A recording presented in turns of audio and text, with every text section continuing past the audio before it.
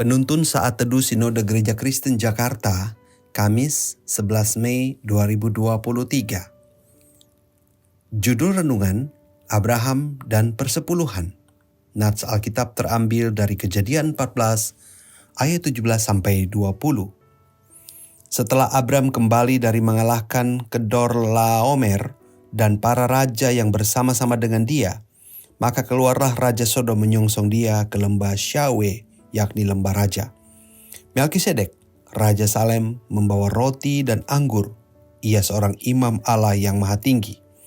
Lalu ia memberkati Abram, katanya, "Diberkatilah kiranya Abram oleh Allah yang maha tinggi, pencipta langit dan bumi. Dan terpujilah Allah yang maha tinggi, yang telah menyerahkan musuhmu ke tanganmu." Lalu Abram memberikan kepadanya 1/10 dari semuanya. Saya sering mendengar orang bertanya, apakah persepuluhan itu masih berlaku atau tidak? Mungkin kita juga pernah mendengar pertanyaan serupa itu, atau malah mungkin kita juga yang mempertanyakannya.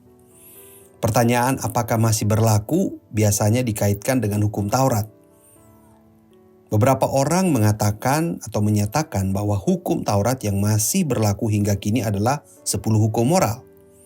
Hukum Taurat yang berkaitan dengan aturan kehidupan masyarakat tidak berlaku kepada orang percaya di luar Yudaisme.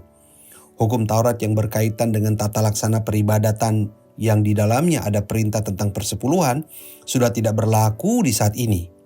Semenjak Bait Allah runtuh, maka sejak saat itu semua tata cara dan administrasi Bait Allah berhenti. Jadi bagaimana kita memahami hal ini? Nas kita hari ini menunjukkan bagaimana Abraham memberikan persepuluhan dari hasil perangnya kepada Melkisedek. Ada penafsir yang menyimpulkan bahwa inti dari nas di atas tidak berbicara tentang persepuluhan, tetapi tentang Melkisedek. Meski hal ini dapat diterima, tapi saya ingin melihatnya dari sisi bagaimana hal memberi persepuluhan telah ada jauh sebelum hukum Taurat diturunkan. Persepuluhan yang diserahkan Abraham kepada Melkisedek merupakan sebuah praktik yang biasa diberikan kepada pemimpin tertinggi dalam sebuah komunitas di zaman itu. Lebih lanjut lagi, persepuluhan seperti ini juga ditujukan kepada pribadi yang disembah di zaman itu. Abraham menyerahkan persepuluhan kepada Melkisedek, Raja Salem, imam Allah yang maha tinggi. Abraham tahu kepada siapa ia patut menyerahkan persepuluhannya, yaitu kepada Allah yang telah menyertai dia dalam peperangan dan memberi kemenangan kepadanya. Abraham tahu menghargai Allah penciptanya, tanpa disuruh-suruh dan tanpa ditentukan oleh aturan hukum.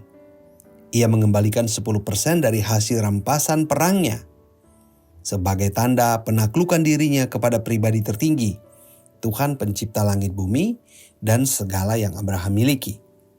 Saudara-saudara, pertanyaan apakah persepuluhan itu masih berlaku atau tidak adalah pertanyaan yang penuh dengan hitung-hitungan kepada Sang Pencipta.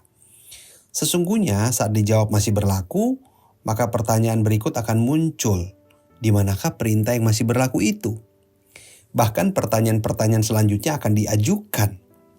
Sebenarnya yang paling sederhana adalah demikian, bahwa hingga saat ini Allah masih menyertai dan memelihara kita dengan kesetiaannya. Hingga saat ini kita masih bekerja, berbisnis di dunia kepunyaan Allah. Sesungguhnya kita masih bisa melakukan semua aktivitas melalui tubuh dan jiwa yang masih dijaga oleh Tuhan. Bagaimana mungkin kita masih mempertanyakan itu semuanya?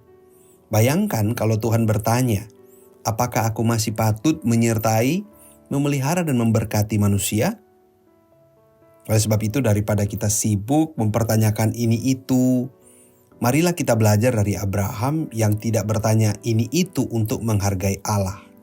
Tidak menunggu ada aturan hukum Taurat dulu baru mau menghargai penciptanya dengan mengembalikan 10%. Mari kita mempraktikannya, karena semua yang ada pada kita pun adalah milik Allah.